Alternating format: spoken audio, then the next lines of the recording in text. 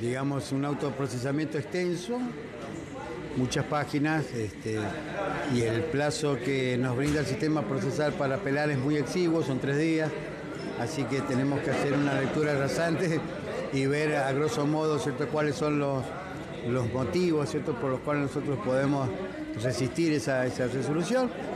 Y en definitiva, después del análisis del autoprocesamiento, esta defensa ha apelado hoy día el autoprocesamiento y lo ha basado en 4 puntos que son, a mi juicio, fundamentales.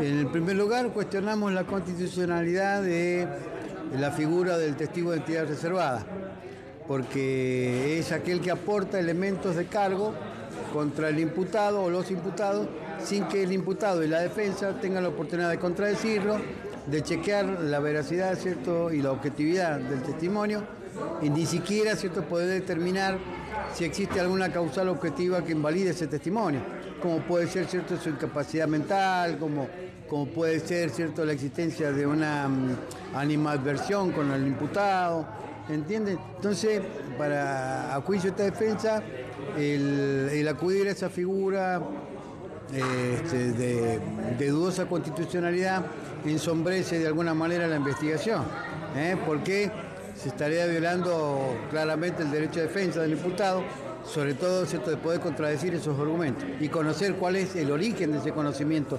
del testigo. Otro de los puntos que se ha objetado es el tema del allanamiento que se llevó a cabo en el estudio jurídico del doctor de la Fuente, que a juicio de esta defensa es inválido porque no participó un representante del foro local como veedor, ¿cierto?, para velar, ¿cierto?, el cumplimiento estricto de las garantías constitucionales. Lógicamente esta defensa ya ha tomado los recaudos y después de la apelación vamos a pedirle a su señoría que remita oficio al foro de abogados de la provincia para que conteste quién ha sido el representante del foro de abogados que participó del procedimiento llevado a cabo en el estudio jurídico, para mayor certeza, ¿cierto?, de la argumentación de esta defensa. Es decir, que en caso de prosperar el argumento de esta defensa, es muy probable que el allanamiento sea declarado nulo. También ha objetado esta defensa el autoprocesamiento en cuanto le endilga un delito que no fue enrostrado en la indagatoria. En la indagatoria no se le indilgó la figura del 145 ter, que contiene las agravantes. Así que, por lo tanto... ¿Qué dice ese artículo 142? Es el agravante del 142, es decir, cuando la maniobra de trata de personas es producida por engaño, por el número de víctimas, por el número de personas que intervienen, etcétera, agravante, que elevan el mínimo a 8 años. ¿Entienden? Bueno, ese delito, concretamente, esa figura del 145 ter no fue enrostrada al doctor de la Fuente en el momento de la indagatoria. Recordemos que eso se llevó a cabo en el núcleo de Gendarmería en Marquesado. Yo estuve presente y justamente cuando veo el autoprocesamiento veo que hay una discordancia en lo que respecta a la calificación jurídica.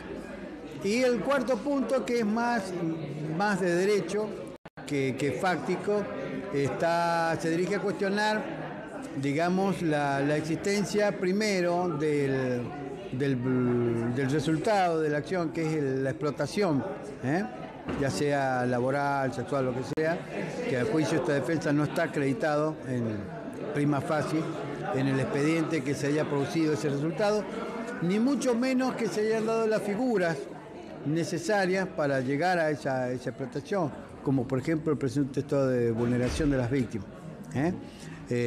Bueno, todo eso va a ser desarrollado, fundamentado y ampliado para la audiencia que seguramente vaya a fijar la Cámara Federal de Apelaciones, que tiene su asiento en Mendoza. ¿Cuánto tiempo justamente tiene la Cámara para poner fecha y atender al pedido de la apelación? En primer lugar, la apelación se presenta ante el juez que dictó el autoprocesamiento, en este caso, ¿cierto?, el juez federal de la provincia de San Juan. Él es el que tiene que hacer el juicio de admisión formal Si admite el recurso formalmente el recurso de apelación, va a elevar las constancias a la Cámara Federal de Mendoza. La Cámara Federal de Mendoza correrá vista a las partes, sobre todo al fiscal de Cámara, y de ahí se procederá a fijar una fecha de audiencia para producir la audiencia de contradictorio para discutir el tema del autoprocesamiento. Estamos hablando no menos de 30 días o 40 días. Lo que están esperando, que muy pronto se va a dar, es la audiencia de la apelación del pedido de excarcelación que les fue denegado cuando lo presentaron. Así es, la audiencia está fijada para el día 27, pero llamativamente no se le permite a la defensa oralizar los argumentos a favor, ¿cierto?, del doctor de la Fuente. La Cámara Federal ha sido muy estricta en el sentido de que, la audiencia se va a desarrollar únicamente con los memoriales, es decir, con los escritos que presenten las partes, y también, ¿cierto?, hay que destacar que la Cámara también le da intervención a las víctimas, a las presuntas víctimas, ¿cierto?, del delito de trata, para escucharlas, también en el tema de la discusión de si procede o no otorgarle la libertad provisoria al doctor de la Fuente. Doctor, con respecto a el otro tema que tiene de la Fuente a resolver es este cargo, esta terna que él ocupa. De la legislatura todavía no se expiden. Usted, le pregunto desde lo legal, no tómelo desde la persona. ¿Hay algún mecanismo por el que de la Fuente esté todavía en la terna y tenga que estar dentro de la consideración de los diputados? Mire, no lo he analizado el tema, es decir, ni siquiera lo he hablado con el doctor de la Fuente ni con su familia. Me parece que es un tema de la legislatura, es un tema que lo tiene que resolver la legislatura, teniendo en cuenta que la entrevista que lleva a cabo la legislatura no forma parte del elenco de requisitos que prevé la Constitución provincial, es decir, que es una exigencia que bien podría omitirse.